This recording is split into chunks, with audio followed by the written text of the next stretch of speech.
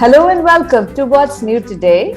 This is a podcast about current events shaping our world, except that we look at every current event through the lens of a curious child.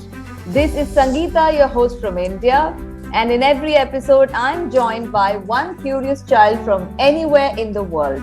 And together we explore one new story, which could be in science or sports or environment or even business.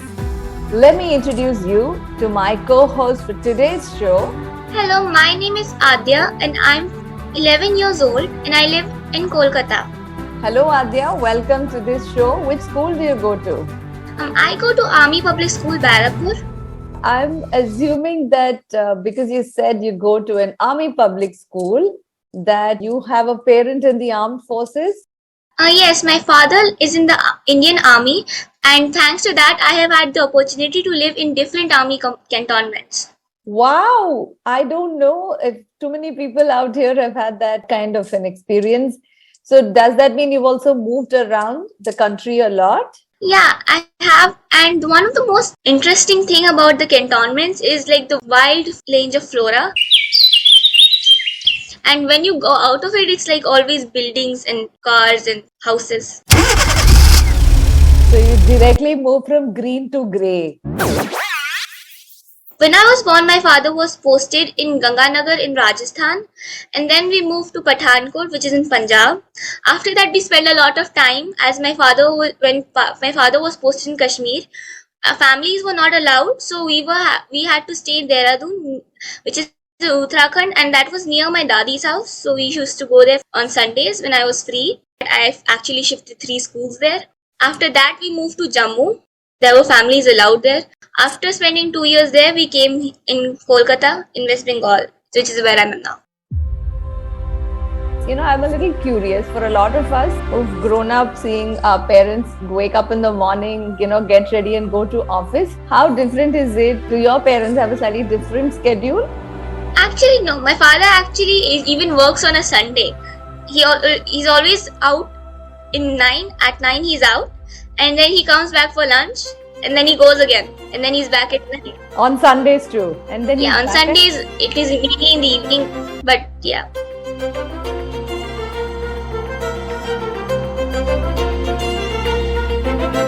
It's August 15th, so I'm really excited to have someone like you on this show. I mean, for a lot of us, we're all patriotic, but somehow we assume that the people in the armed forces are a tad more patriotic than, any one of us. Would you think so? I would say that I tend to be patriotic, and in the sense that sometimes my sister starts singing the national anthem and she's like sitting down, and I may stop singing it. It is a mark of respect that we stand up when we sing our national anthem. And not just the one who's singing it. Every person in the vicinity should be standing up when the national anthem is being sung.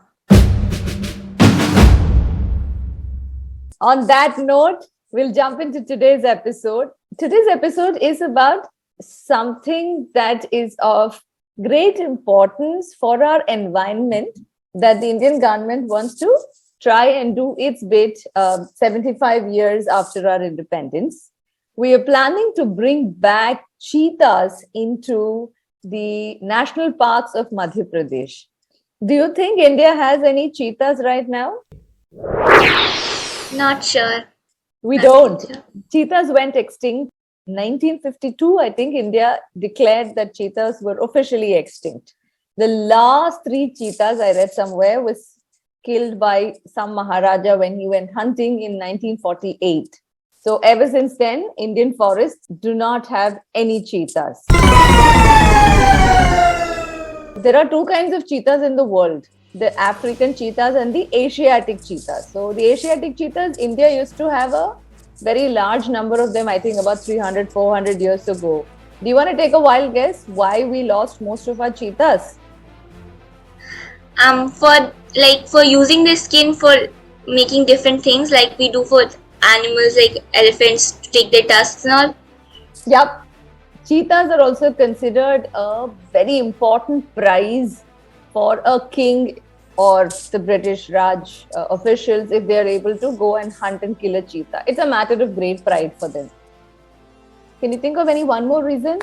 Deforestation, like cutting down of forests and reducing their natural habitat, so they can't survive.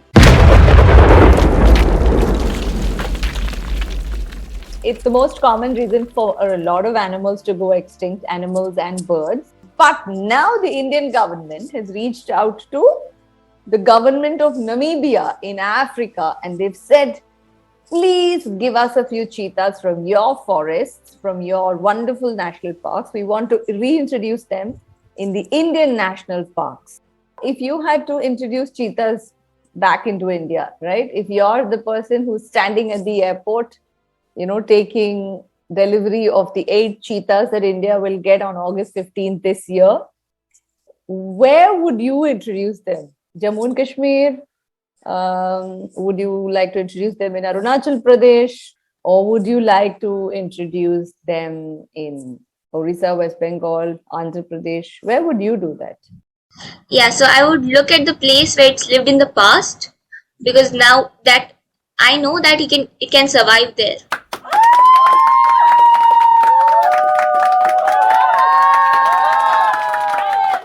Yeah, for this reason, the Indian government is planning to reintroduce them into the national parks of Madhya Pradesh. So I think cheetahs have roamed over large parts of India, not just Madhya Pradesh, but they're going to begin with a earmarked area in Madhya Pradesh. It's called the Kuno National Park. So if you brought cheetahs into a national park in India, what do you think would happen to the other animals? I think first they would start hunting all the deer and others. So when the cheetah runs, apparently its grip is a lot like the grip under the football shoes that we all wear. Have you seen football shoes? Yeah. How do they look like under the sole of the shoe? They have little spikes. They help them to increase friction so that they can walk, they can run faster and not slip. I mean, that is one of the factors that help the cheetah run really fast. Okay, take a wild guess. How much time a cheetah takes to hunt its prey, catch it, pin it down, and kill it? From the moment it starts to run till the moment it's killed its prey. How much time do you think? 10 minutes? No, it's way lesser than that. 5? Lesser than that. Okay, 2 minutes? Lesser than that. How long actually does it take? 60 seconds. What? Do you know how much time a lion takes? I think lions actually take a lot more time, as they completely surround the prey and then they kill it. The lions hunt in a pride, so all of them help each other to catch the prey. So all of them are working together. Meanwhile, the cheetah just works alone.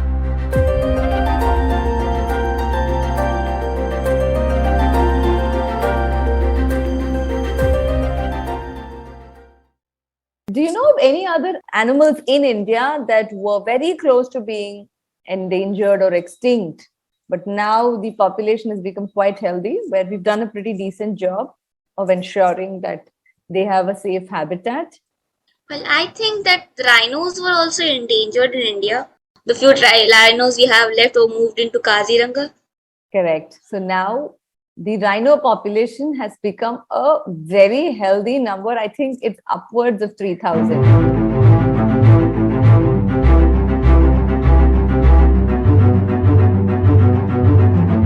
Cheetahs, I told you, right? There are 2 kinds of cheetahs. There are the African cheetahs and there are the Asiatic cheetahs. Africa has a lot of cheetahs still roaming around. I think there are some 7,000 cheetahs in the world. There's a very small group of cheetahs, Asiatic cheetahs, still left in the world, and they are all in Iran. India has traditionally had Asiatic cheetahs, so we may have wanted to bring the we may have wanted to borrow cheetahs from Iran to reintroduce them, because it may just be easier for an Asiatic cheetah to live under Asiatic climate conditions and thrive. But because the number of cheetahs that are still left in Iran is such a small number, everybody's so worried that if we even touch 1 or 2 of them and bring them here, suppose they get some kind of a disease or something happens, we lose even those cheetahs. that's the reason why we've not brought Asiatic cheetahs into India's national parks. Instead, we've brought African cheetahs.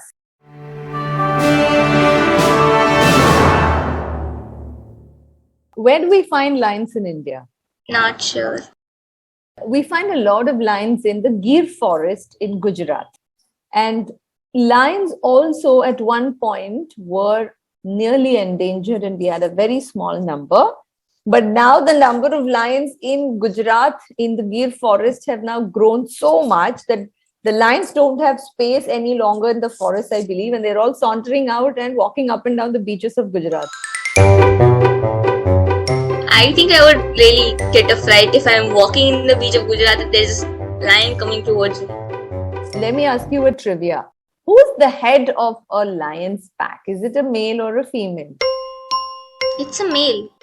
Who's the head of a group of beasts? Is it a male or a female? Yeah, that's a female. African lions. Who is the head of African lions? Is that a male or a female? Isn't the male also? Nope. In the African lion pride, it's the female who is the head of the pride. What about elephants? Well, who do you think is the head of a herd of elephants? Actually, elephant has two groups, one for male and one for females. So, like the mother elephants, they gather together and they raise the young together. So that's like the elephant has one mother, it has a whole herd of mothers. It's August 15th, so it would be remiss of me if I didn't ask you who your favorite freedom fighter from India is. One of my favorite freedom fighters is Rani Lakshmibai from Jhansi.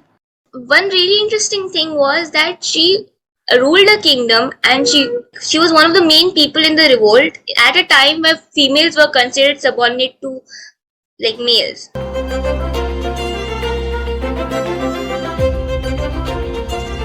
I totally agree with you. I have such great respect for females who've had the ability and their drives to be able to lead, especially when things are not going in their favor. Can we now move into the interesting part of today's episode? Quiz time! Let's see how well you listen. Question 1. Which animal is India planning to reintroduce into its forests after the animal went extinct in 1952? The cheetah. Question 2. Which animal lives in the forests of Assam, which was earlier endangered but now has reached a very healthy number of 3,000 plus? Rhinos. The last and the final question. Who is credited with having killed the last 3 cheetahs in India? It was a Raja who killed them in 1948.